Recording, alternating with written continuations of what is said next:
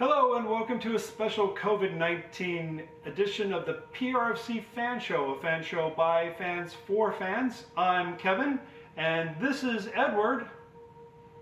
Edward, wake up! Edward! Hey, Kevin. What's up, man? Jeez, what the hell happened to you? We got a show to do. Oh, you mean this? I've been quarantining. Everybody's supposed to be doing it. Yeah, for how long?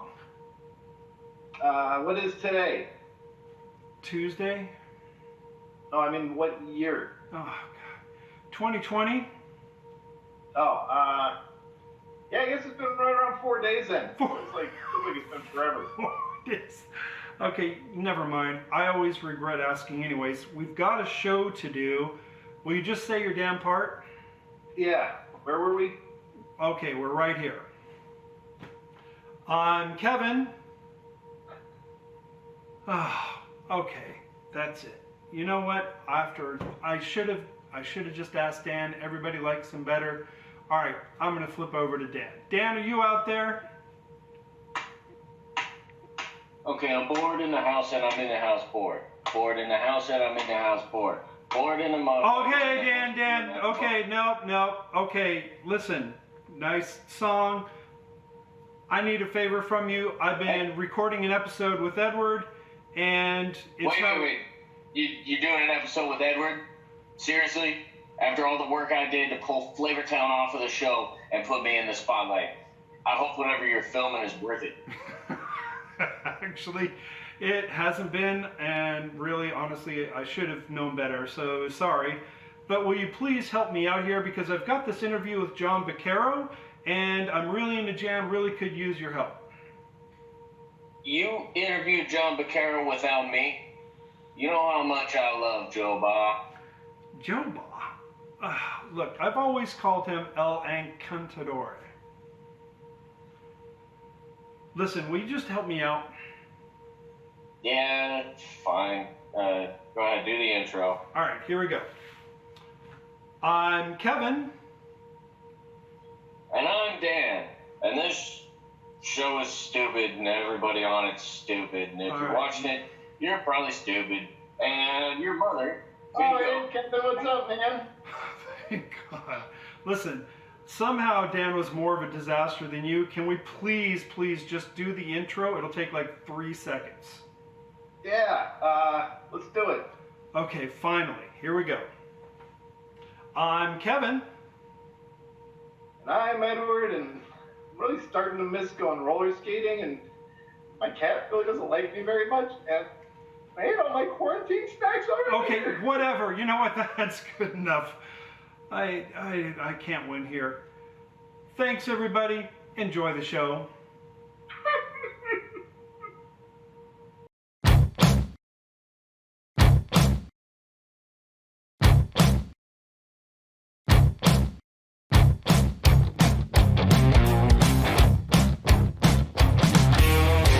Alright, so Kevin, you said you interviewed Jon Bakero, obviously, without me. How did that go? Actually, it went really well, and it's funny because it's been a while since I've done an interview, and you know, Bakero's kind of a big name, and I gotta say, I was pretty nervous during the interview. I think it shows a little bit during the interview, but he's a great guy. We had a great time. A lot of good information about him. He has been legendary since that butt goal. And we're gonna talk about Butt Caro. Should we check it out? Yeah, let's do it. Jon, it is wonderful to have you on the show and to be able to sit down with you. Thank you so much for joining me for a few minutes today. Thank you for having me. Really glad to be here. So first and foremost, of course, with these bizarre times, just want to ask how you doing? Are you doing okay? Everybody doing well?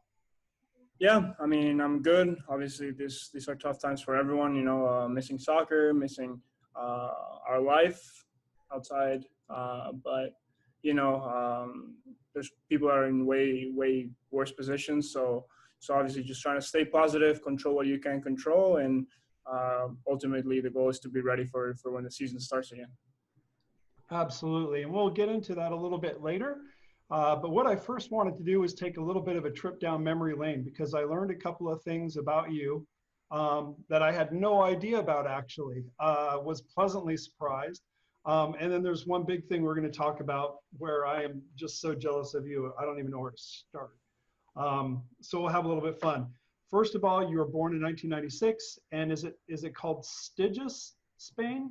Sitges. Sitges. Sitges, Spain, 30 minutes outside Barcelona. Okay, so I do my homework a little bit, and I went and looked up Sitges and looked at the pictures. And I know we're going to fast forward to North Carolina, where you're in Winston-Salem, right? What in the world could possibly pull you from that gorgeous, gorgeous city to the likes of North Carolina? So I was actually born in Sitges, and then when I was a month old, I actually moved to Mexico for 2 years. Okay. So my dad was finishing up his professional career. We moved there, came back to Sitges, then spent around 6, 7, 8 more years. And I moved to the north of Spain, moved to Valencia in Spain, came back, moved to Poland for 2 more years. And then when I was 15, I moved back to Sitges. And at that point, I was playing soccer, but honestly, it wasn't the highest level. You know, I was playing it more for fun than ultimately I had goals to play professionally. And the opportunity to come play in college here in the U.S. came up, and it was something that really motivated me. And honestly, I'm also in love with North Carolina, so it wasn't that bad of a transition. No, so I lived in Georgia for years and years, and I used to bop up to North Carolina and down to Florida all the time. And I do like Asheville is a big destination spot for me. If you ever went up to Asheville and saw the estate up there and all that, it's beautiful. But boy, it must have been rough leaving that what I'm going to call beach town, right in Sitges, and going to something so very different. Yeah, definitely. But honestly, I've been used to changes since I'm very little. As I said, I barely stayed in a place longer than 3 years growing up. So I think changes are good. I think changes have helped me a lot. I've grown a lot from them, and it's definitely something that I like. You know, exploring new places, new cultures, and honestly, it was I think 100% the right decision for me. That's great. Now, how long have you been speaking English? Because, I mean, I noticed it right off the bat. Your English is really, really good. Well, thank you. Yeah, my mom was really smart in that sense. And growing up, I always studied in international school. So I've actually never done school in Spanish. So I've always taken my classes in English. And I'm very thankful for my mom for that, because it definitely opened a lot of doors. Wonderful. That's I'm all for it. I think being bilingual at least is important, and if you can throw an extra language in there, it's definitely just a good way to round yourself out, I think. So let's talk about that. You got the opportunity to play with Wake Forest in North Carolina, right up in Winston-Salem. Beautiful campus, by the way. It's a great place to live, and boy, you really had a lot of success coming into Winston-Salem.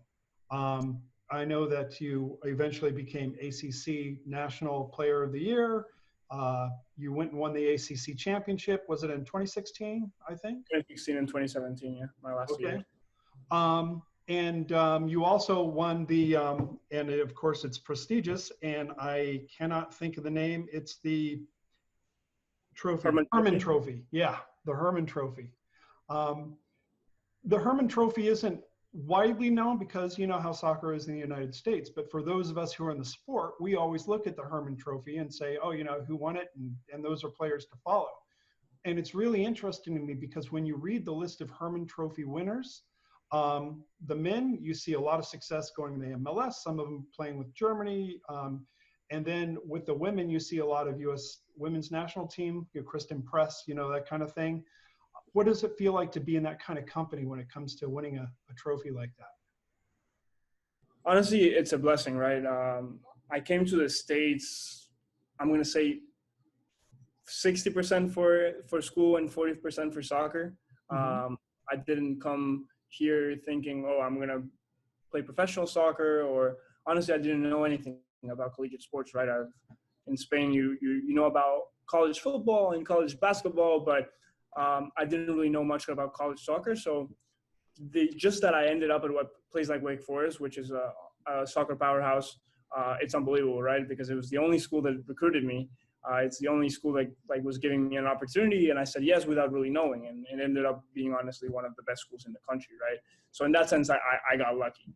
But yeah, it's crazy to think, because from my freshman year to my senior year, it was very different. I came in being a 17-year-old into a very, very physical game, and probably not my best attribute is the physical game. Came in as a holding midfielder, ended up playing as a forward. So things kind of escalated as I got more comfortable and felt happier. This is something that I talk a lot with my parents. And that senior year when I won the Herman Trophy, it was just a moment of relaxation, of happiness, of no pressure. It was just a good place for me. So yeah, honestly, I would have never thought that I was going to be selected as the best player in college soccer at any point. Throughout those years, even through my senior year, I had success, but I was never one of the top players in the country. So obviously, I'm very thankful. I think it's something that I will always remember, and something I'm extremely proud of. It wasn't always easy coming as a 17-year-old. So it's something that I take a lot of pride in, and obviously once you get out of college, it's great to have that. But once you go into the pros, you start from scratch. I don't think people realize what balls of steel it takes to go to a different country as a 17-year-old and go to college and start playing at that level of soccer right off the bat. That is ridiculously difficult to do. I mean, it's hard enough. I played regional soccer, and it was hard enough when I was in Germany playing just on my own, just trying to make my own way, right? To think about taking on a school workload and playing, real soccer where you have real fans and there are real stakes, there must have been enormous pressure for you. You said that soccer was not your main reason for coming. So what were you planning on studying, or what did you study while you're at Wake Forest? Well, for me, it was soccer, right? Okay. Realistically, what motivated me was soccer. It's something that's what I love the most. But realistically, one of the big reasons was the opportunity of getting my degree. I started communications, and that was something really important for me and my family to continue studying. And that's something that I think it's amazing, right, of the American system. You can do both. In Spain, if you start playing at a high level, then you kind of have to sacrifice one or the two. So I started communications, and I'm really glad to have my degree. I'm working on my master's right now in sports management. So just trying to get ready. I'm 23, but I realize that it's something that I'm lucky enough to do right now, but it's going to get to an age that I'm going to have to do other things. So always trying to be ready for the future. I think it's fantastic that you've done that. I had no idea you're working on your master's. That's incredible. You're looking at the future. You don't see that with all athletes.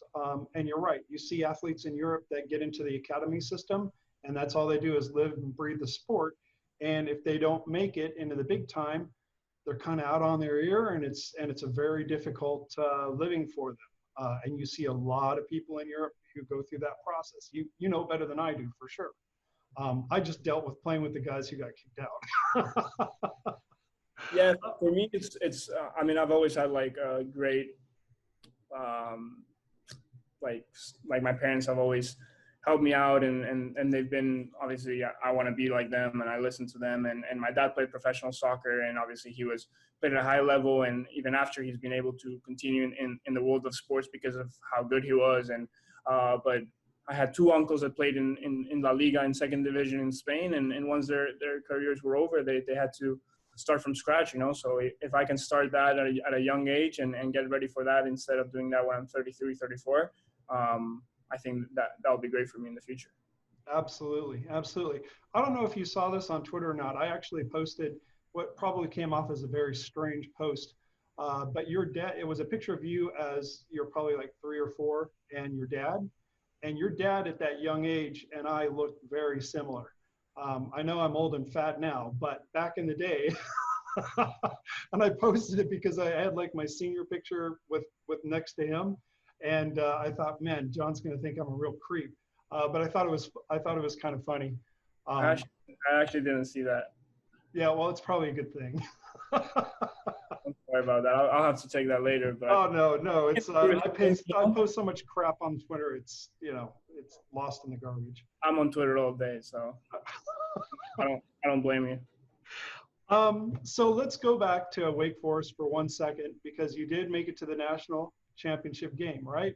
And I know this is not going to be a happy memory for you. Well, it is in some ways, but in the end, it was a tough game when you played against Stanford, right? From what I read, and honestly, I didn't see the game, but I read up on a couple of different sources about the game, and it seems like the two teams were very well evenly matched. You guys go head to head. You go into overtime, and it ends up going to penalties. And then in the end of the day, it ends up going to immediate win. Or what's the term I'm looking for penalties? Like knockout, right? Just next guy who flubs is going to lose it for the team. I thought it was interesting that you were the last guy to make it for Wake Forest, right? And you guys were looking pretty good because you had four penalties in a row. They'd already missed one, so you guys must have been feeling pretty good. And then the whole thing just kind of falls apart. The guy after you misses, and then it goes into why can't I think of the term? This is what happens to me. But next PK that's missed is the loser. Somehow Epstein, blocks that first penalty kick, and they win it. What was it like when you're standing there with your team going through those emotions of the PK? So you don't know, then you think you've got it, and then all of a sudden, boom.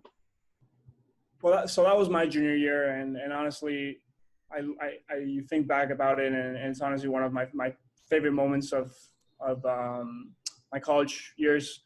Obviously, losing is tough. We lost against Stanford my sophomore year, so it was cool to have a rematch game on a national championship final. Great game. It was tough. The field, we played at BBVA Stadium in Houston. The field was not great. We had played on Friday. Sunday games I don't think they're terrible. But it was a tough game, 110 minutes. And, once you go to PKs, I really think that anyone can do it. And it was tough. We were, if the guy behind you would have scored, we would have won it. I would have been a national champion. But, it's part of soccer. As I said, those are great memories that they're great to look back. But at the end of the day, I think that the experiences are more than anything. We played the most amount of games that a collegiate team can play. We won the conference. We made it all the way to the final.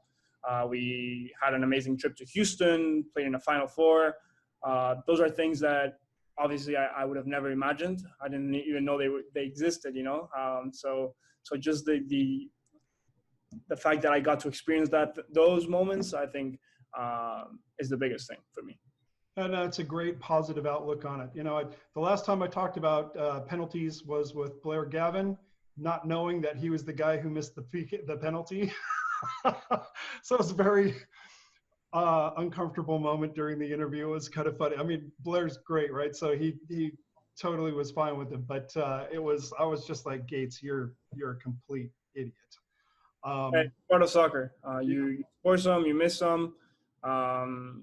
You just have to have the confidence to take them. I think that's the biggest thing. Whatever it is you're gonna do, you just gotta be confident. Even if you miss, you just gotta keep going. Absolutely. Let's fast forward a little bit. I'm gonna jump around in time a little bit. Prior to playing with Toronto FC, you played with Chicago Fire for a time. Not really sure. Was it about a 6 or 8 month stint, somewhere in there? Yeah, I got drafted there in January, and I got traded to Toronto sometime in July, I believe. Okay.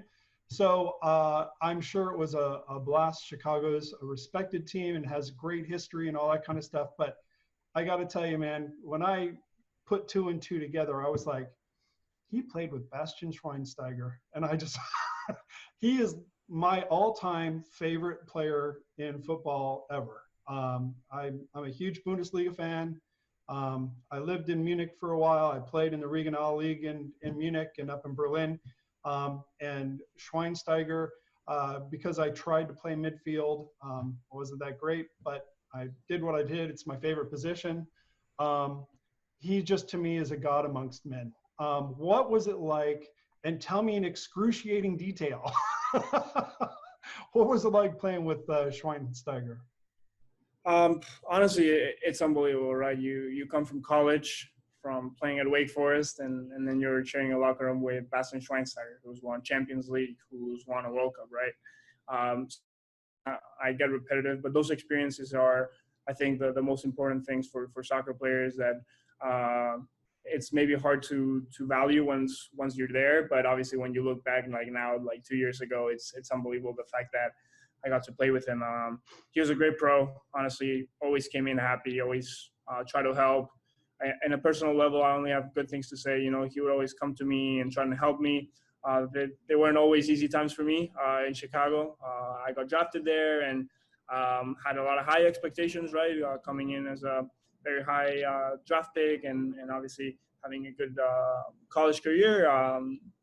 But he was very, very nice to me and helped me a lot during my time there. And obviously, I'm sure it will be something that I'll be able to tell my kids. Absolutely. Now, as a midfielder, would you say that if you had the choice between having played with Didier Drogba and Bastian Schweinsteiger, would you take Bastian over Didier, or what do you think? Well, I played forward in college too, right? So it's like I feel like I'm a player that still is developing and evolving. I mean, I don't want to choose. I would have loved playing with Drogba too. You know, I feel like all the guys here talk about how good of a teammate he was, and those are the things that, I mean, when they talk about it, it's like, damn, I wish I would have played with him. You know, so it would be hard to choose one. I'm still like hoping that we get to meet Didier soon. I know he talked about coming last year, and now with everything that's going on, I know it'll be hard, but he's someone that's still involved with the club and actually like helps a lot of guys outside the field too. So in that sense, it's hard to give you like an answer. But obviously, very thankful that I got to play with Basti. Yeah, I don't blame you there. And actually, I should say that you're number 10 for PRFC. Have you always been a number 10, or is that the number that you've normally worn, or how did that work for numbers for you? So you're just asking about why I wear number 10? Well, the role of number 10 versus where you might have played in the past. So growing up, I played midfielder, like a 6, like a holding mid. So a little box to box. Then when I got to college, when I was 17, I was playing against men, and I was still a kid. So the coach tried to put me up top. First game, I scored 2 goals. Second game, I scored 2 more goals. And that was kind of it for me in college.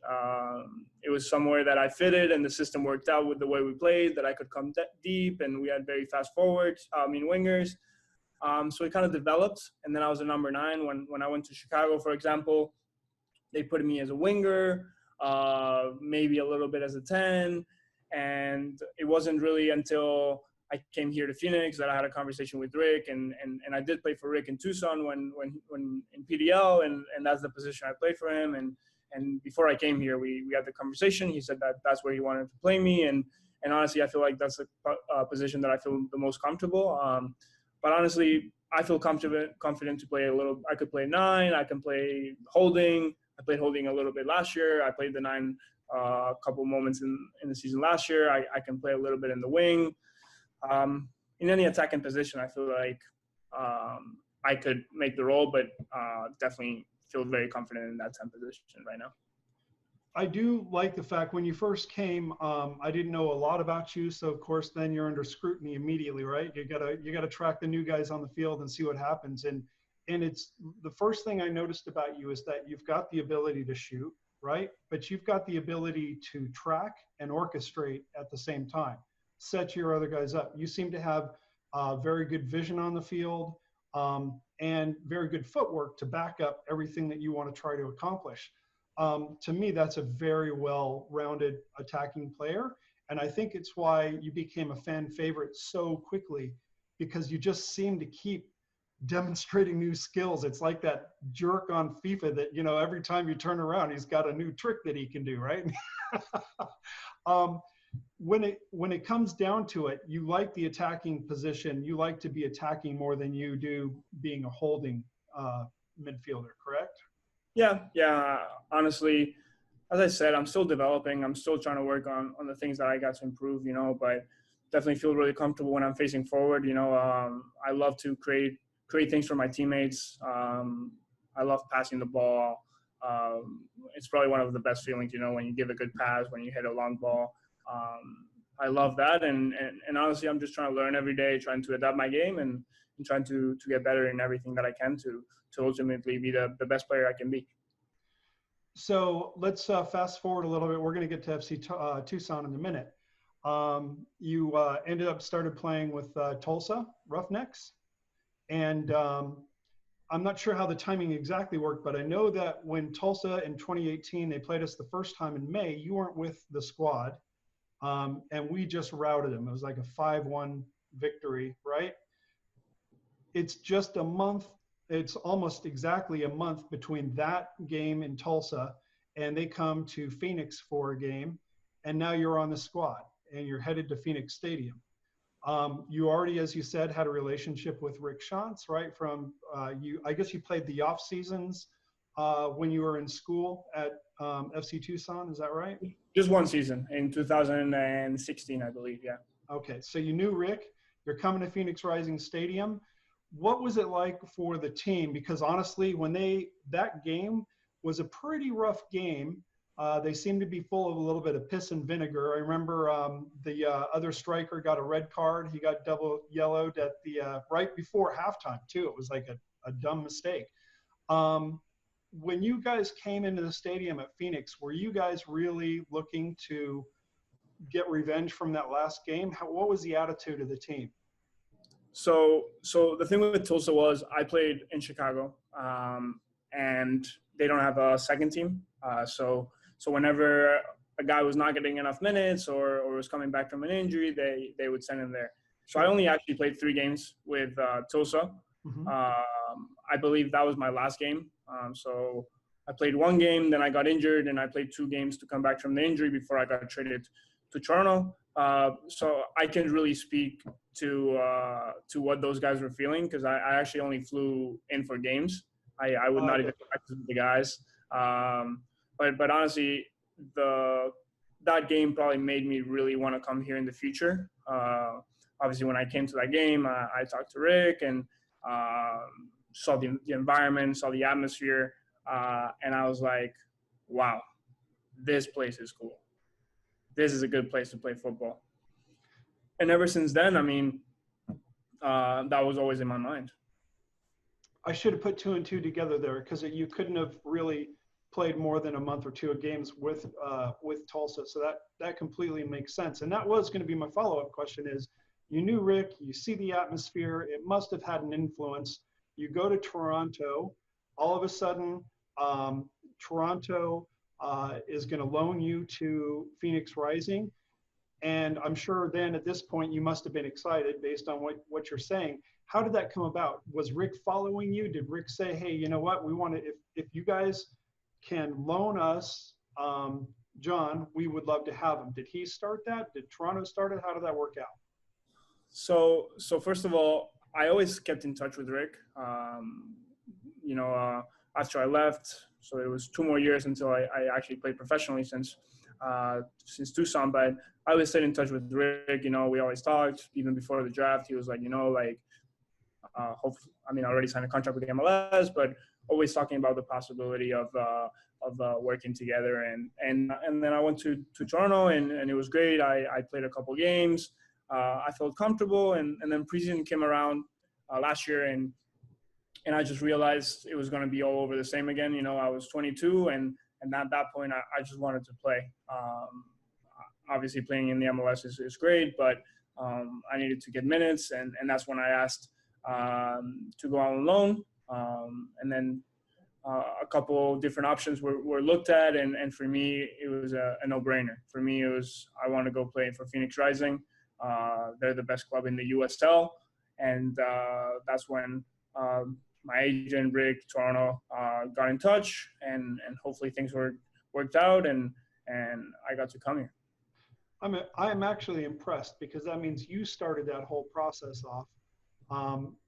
Some players definitely take control of their careers. There are others that just kind of follow the flow of whatever their agents can do, right? And it's the long-term play for you. I mean, look at what's happening so far at Phoenix. I mean, what a smart move by you. You're getting the minutes, you're getting the experience, and this is fast forwarding in the interview a little bit, but we'll just jump into it. I talked to Rick. Sometimes he's on the show, and I've talked to him a couple times in the past. Nothing great, but I've been very transparent about saying I view USL as being a great place for players to develop their skills so they can go off and do what I call bigger and better things, right? Like Amadou, James Musa, Adam John, right? Moving in the MLS or whatever league they might be able to get off to. You're going to have this great relationship with Phoenix. Hopefully you're going to learn a ton. You're young. You play beyond your years at this point. You are going to be a prime candidate at some point in time to be able to go off and play for a larger club. And I say that because I don't think Phoenix Rising is going to be that big club yet because the USL isn't there yet. It's going to be someday, but not quite yet. So with all that preamble, if you could go off and play anywhere for any club that you wanted to, do you have any preferences? Is there any place you'd like to go? Listen, for me is, first of all, I completely agree. For me is I want to get better. I want to compete. I want to play. This is what I love. For me, sitting in a bench is just, I understand sometimes it is what it is, and there's moments that you have to sit on the bench. But for me, I'm just hungry to be on the field all the time because it's what I love to do. It's the best moment of my day. It's the best moment of my year. But I'm just trying to get better. I'm just trying to be the best player I can be and let that take me wherever it has to take me. I don't think further than December. For me is I want to start the season and I want to prove what kind of player I am. I felt like I had a good preseason. I was feeling great. First game of the year, do well. This happens. It is what it is. Control what you can control, and that's the kind of mentality I have right now. Just trying to be the best player I can be and let things flow. And I'm sure, as you say, hopefully I'm still young and I'll have a lot of opportunities in my career to continue to develop and continue to grow. Yeah, I mean, you're 23. I really firmly believe that you're playing beyond your years right now. You've got a bright future ahead of you. I think it's going to be great. But let's talk about this for a minute. And I love that you're saying this because it helps me. With COVID-19 and sitting at home, my perspective has been, you guys know that you're sitting on a squad that's very strong. My personal opinion is this squad could very well be the best squad ever fielded in USL history. Time will prove that out, of course. There's some proving to be done there, but we have that potential. You guys must recognize, look what you did in the Sun Cup. You beat 2 MLS teams, right? You did well there. You came in, Portland came into your house. You guys took care of business right off the bat. You not only demonstrated that you could beat Portland, but you could do it in style. The level of play was really, really good from the fans' standpoint. I know you guys look at it and say, we got to improve here and here and here. But from our standpoint, it looked great. So you guys had to have some kind of feeling of, we got a good thing going on here. How frustrating is it to have to sit at home knowing that the clock is just ticking and you guys just have this massive squad ready to go out and play? Yeah, first of all, I think we have a great team. Obviously, I think last year you can say we had the best team in USL history. Obviously, we didn't make it all the way. You can say all that, but we had the best regular season ever. And for me, being from Europe, that's obviously you want to win the USL Championship and the USL Cup is the most important, yeah. But showing a strong regular season is the hardest thing to do for any professional team. In playoffs, you can win, you can lose, you can do certain things. I understand that that's the league format, but I think we have the best USL team in history. This year, we could potentially be better. Definitely. We're deeper. I think we obviously know each other more. We understand what we want to do. But with what you're saying, I think the level of frustration is there, but it's not big. I feel like if I could see if Arizona would be the only state that is affected, or the US was the only country.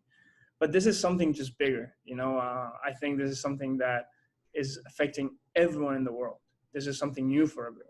So in that sense, I look at it and I'm like, we're all going through the same thing. Obviously, we're all frustrated, but what can I do that is going to help that frustration? And at the end of the day, we just have to be ready for when we come back. There's nothing else you can do than just be ready for that moment. And that's all that I have in mind right now. You know, what do I do every day that's going to make me a better player and make me more ready to win the league when we're back. So, and you have an amazing attitude. My attitude would be complete crap, for the record. I would be bemoaning my woes. I love your attitude. Now, I know it was at the beginning of the season, and you guys still had a lot of gelling to do, but you had been able to spend some good time on the pitch with each other on Sun Cup, and I love the rotations that we saw. How did you feel the team was gelling, for instance, with Dadashov in place of Adam John from last year? What's the difference to you in the play? How is the game changed now that we've got Dadashov up there versus an Adam John? What do you see as a difference working with him? I think Rufat, when he got here and preseason games were going around and he hadn't scored, we believed in him. You know, we were positive with him. I was telling him it's gonna come, and he has that. You know, he scores goals. He's in the right place at the right time, and I think something that he brings is he can hold the ball up really, really well. He links the field for us really well, and in a sense they're different players, but they kind of bring the same thing to the table. You know, with the style we play, you need a 9 who's going to take their chances. You know, we have a guy like Solo that's going to create so many chances for you. You have Junior or Santi that are going to create so many chances for you. So as a 9, I think he has everything to succeed in this league, and obviously what a way to start for him. You know, gave him a lot of confidence, and we trust him. You know, and obviously we have really talented players all around that we're going to score a lot of goals, I think. We are going to score a lot of goals. So, yeah, one of the fun things. Okay, well, I'm just going to go right into it. What do you prefer, Bakero or Bakero? Which one do you prefer? I mean, obviously Bakero, but I think it's really funny, the Bakero. You know, I think that was something that was my first. I think it was my first goal for Phoenix Rising. So definitely never would have imagined that's how it was going to come. But I love it when people say that on Twitter or say that to me. I think it's hilarious. You know, I would love to score another goal with my butt. You realize that we have tried to get jerseys made with Bakero on it, but they won't do it for us. We've literally tried to do that. That's how much we've bought into this concept. We absolutely love it. I don't know who I have to talk to make this happen. Please do, because a stadium full of Bakero jerseys would just be incredibly cool. I would love that. You know, I might even ask to see if I can get it on my jersey, and then everyone can get it. There we go. I love your answers because you're just thrashing all my questions. There are so many things, and I don't want to take up too much time. But because we got this glimpse of the team, right, and the potential of the team, what Rick's doing that's different from last year, I think we're a faster paced team in developing our opportunities. I think that literally it's going to be a pinball machine of crosses coming in, not only from the sides, but from you in the middle, right? And not only are you going to be passing the ball in, but I think you bring a nice pairing with Dadashov so that you're one of the targets too, because you have that mentality. As you guys start to, there was a question here. Oh, I know what it was. As you guys started to play together, did you find that there was a formation that you preferred to play in? Well, the formation is pretty much set, right? We play in a 4-3-3, and that doesn't really change unless something crazy happens. And that was since Orange County last year. You know, it got to a point we made a change, and the streak started, and we developed a very unique style of play, I think, in the league. and I think we all take a lot of pride in. It's not an easy style, and it's very demanding for everyone, but I think everyone understands why it's good, and we all trust in it, and obviously, as I said, I think we're getting better at it, and it's showing on the field. It's funny because I've had some conversations with other fans where we thought you guys have changed formations, and what you're saying is, no, you guys are dead wrong. And I think it's because you guys are overlapping each other so much, and there's just so much movement going on there. It is very complicated, and it's just messing us up. So now I feel really stupid because I've literally thought you've changed to different formations before. What do I know? No, it's a formation with a lot of movement, and with a lot of flow, I would say. So with you being, sequestered like everyone, what does a typical day look like for you right now? So I normally wake up around 9:30. We have Zoom calls almost every day at 10. Either a head workout, we had a call with a nutritionist, different things that we're doing, to stay involved, and obviously it's very nice. And after that, I'll go work out every day, go for a run. Then I do a little abs workout in my house. I cook lunch, rest for a little bit, and then I do a couple hours of school for my master's. And then at night, just once again, play video games, watch TV, just the usual, Honestly, my life hasn't changed that whole lot because the only thing that I'm missing is the training in the morning. But I'm still going out and working out in the morning. So in a way, obviously in the afternoon, I would have maybe gone and get coffee somewhere, or go for a walk, or different things, go to the movies, whatever it is. But my lifestyle hasn't changed a whole lot, to be honest. Well, you look fit as usual. That reminds me, 6'2" or 6'3"? Are you 6'2"? 6'2"? I don't know. Everyone says 6'3", but I'm pretty sure I'm 6'2". Yeah, I've stood next to you before, and I'm like, he's not 6'3", man. My son's 6'3", and I feel like a midget next to him. I'm pretty sure I'm like 6'2.5". That's when I go to the doctor, that's the numbers they give me. But. That's fair. And you're rated at 181 pounds, which means that you are able to move very, very quickly. You're almost like a bird at that point. You're you're going to take flight. When it comes to cardio fitness, because we all know how difficult it is to keep that level of cardio fitness up, right? Is that something that is more difficult to do because you don't have the normal gym equipment? I'm supposing that you guys have the treadmills with the area, the oxygen and all that going on. I mean, I don't know what you guys have in training facilities. We're just running outside. Honestly, I think for me personally, I feel fit. I've been doing my workouts every day. We get a plan for the whole week, and I feel fit. Obviously, soccer fitness is different. One thing is to run and do a 3-mile run and do hill runs that we're doing, and that's always really good. But obviously, once there's a ball involved and you have to think, that takes a lot of energy too. But I think we're staying fit. Obviously, the longer it is, the harder it is to stay that fit. But we know there's probably going to be some time before we actually start competing again. So I don't think that's a huge problem. And also every team has the same issue. So I'm sure that it won't be a big issue for us. Everybody's going to be in the same boat basically. So it is going to keep it fair. For me, I remember that the tough thing was, we didn't do strength training back in 1822 when I played, right? So there was a little bit, but nothing like today. And it's a shame because the strength training that you all get today really helps with your joints, so that when you're doing your footwork, when you're doing the quick turns and all that, your legs don't wear out quite as quickly. Are you able to do that? I know you don't have necessarily a gym to go to, so are you just doing like body weight workouts? How does that work? Yeah, we do body weight. And that's honestly normally what we do. In soccer, you don't have to do a whole lot of weights. So even when we're training, normally we do a lot of body weight. And we're basically doing the same thing at home.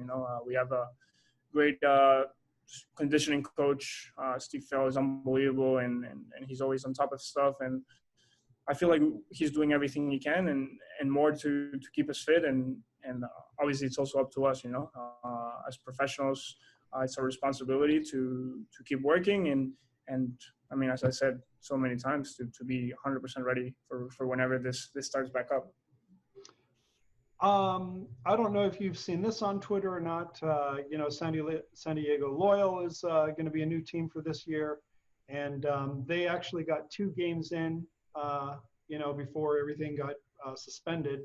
And so Alan Underwood, who's a good friend of mine and a big fan for San Diego Loyal now, he keeps reminding us on Twitter that San Diego Loyal is in first place in the USL. Any thoughts about that? It's not how it starts, it's how it ends. I'm sure last year it was really tough at the start of the season, but hey, I'd rather be smiling at the end of the season, you know? That's all I'm gonna. I was really hoping for something very, very mean-spirited, but that's okay. We'll save that for New Mexico. That has a little kick, you know? That has a little kick. Got a little spice to it, yeah. I mean, you know, I'll just have to go to our normal Twitter heads, you know, and have them kick Alan around a little bit more. I'm sure you can find a lot of Phoenix Rising to talk way more shit than me. Don't worry about that. I'm not worried about that. It's not my job. Oh my, you know, okay, so here's another question for you. I know it's different for the team. It's always very different for the team than it is from the fans. But was there any part of you that took a little bit of joy that we took the best player from New Mexico United and brought him over to Phoenix Rising? Well, I'm happy because of who he is, first of all. He's a wonderful guy. He's a great guy and a great player. So bring them in. You know, whatever's going to make your team stronger, I'm all about it.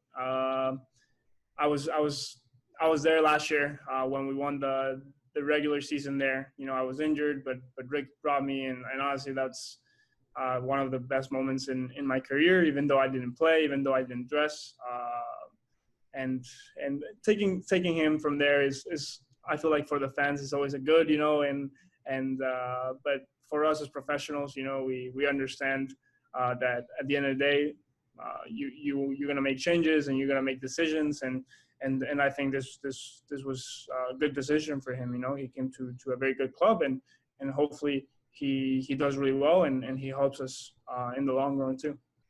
This is why I like being a fan and not a professional, because we just like to talk shit about it. I get he's a great asset to the team, but oh yeah, we just love taking him away from New Mexico. And class move by Rick Schantz. I mean, this speaks yet again to what kind of a person he is. He knew that there's a potential of us winning regular season in New Mexico. He brings you when he didn't have to. That's an expense he could have avoided, but he brings you anyways to make sure that you can participate in that. I mean, what a great move by Coach Schantz. Yeah, it was definitely, I mean, what happened on the field was unbelievable, but I was in the stands with JJ at that point. We were both injured.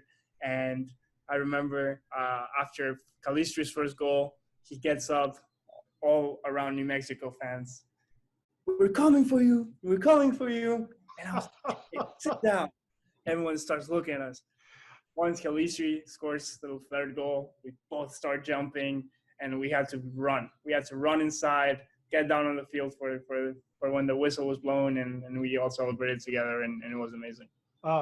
That's good. That locker scene, just amazing. Absolutely amazing. I was so upset that I couldn't make it. Now I've noticed also that you spent a little time on TikTok, doing a thing here or there, little dance scene with with Joey Farrell and you played with the Phoenix Rising Talk esports, the FIFA soccer. How did that turn out?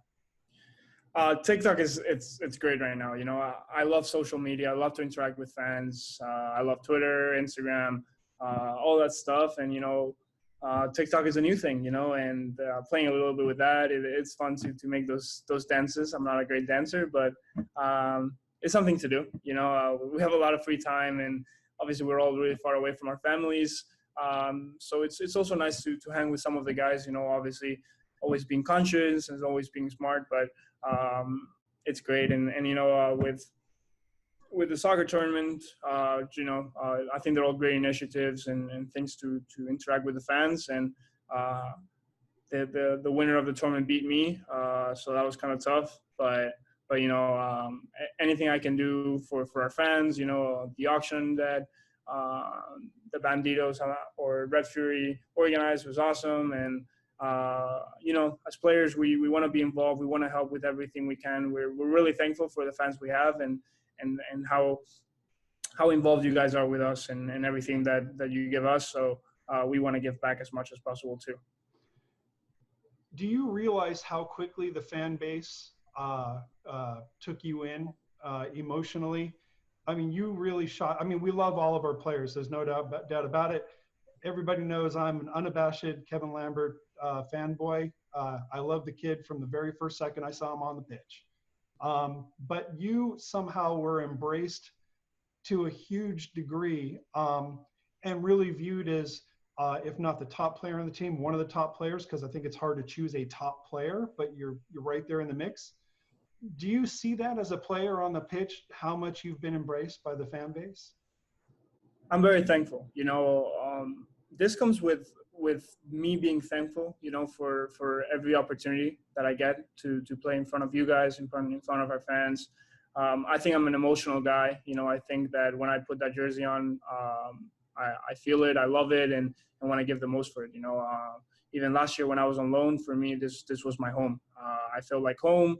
You guys made me feel at home, and I just want to thank you guys for that. And I try to thank you with my play, with my passion, giving everything I have at every moment. And obviously I'm very thankful for that connection that I have with the fans here. And it's very nice. I'm very thankful because, as I said, I never really believed that or thought that I was going to play professional soccer. So now that I get to do it, and I feel like I'm so lucky. I really embrace it and really try to enjoy it. Well, and we are all grateful. It's it's just a great relationship, and it's part of what's so great about this team. By the way, I have a picture here because it's not in the frame just yet. See, I'm sure you're very familiar with this picture by Ashley Orellana. I have it in my living room too. Has to be one of your favorite pictures that's been taking you on the pitch. I mean, Ashley got it for me too. She's great, and I actually have it hanging up in my living room. Perfect. When people come in, they're like, "How do you have a picture of yourself?" But it's a great picture. So what can I do? And I love the Wake Forest jersey back there too. How fantastic is that? And a little decoration, Well, I think I've covered more than what I even expected to. I'm looking through my notes here and going, holy mackerel. Is there anything that you wanted to bring up or shout out or anything like that? No, as I said, just everyone try to stay positive. We all want to be back at Casino Arizona Field as soon as possible.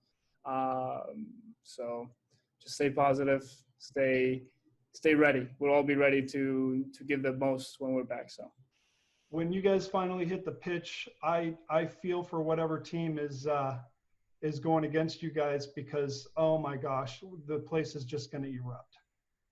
Hopefully we're still going to get people, and I think one of the best things about playing for this team is playing at home, playing in front of our fans. There's something about it, there's something about that place that is special. There is indeed.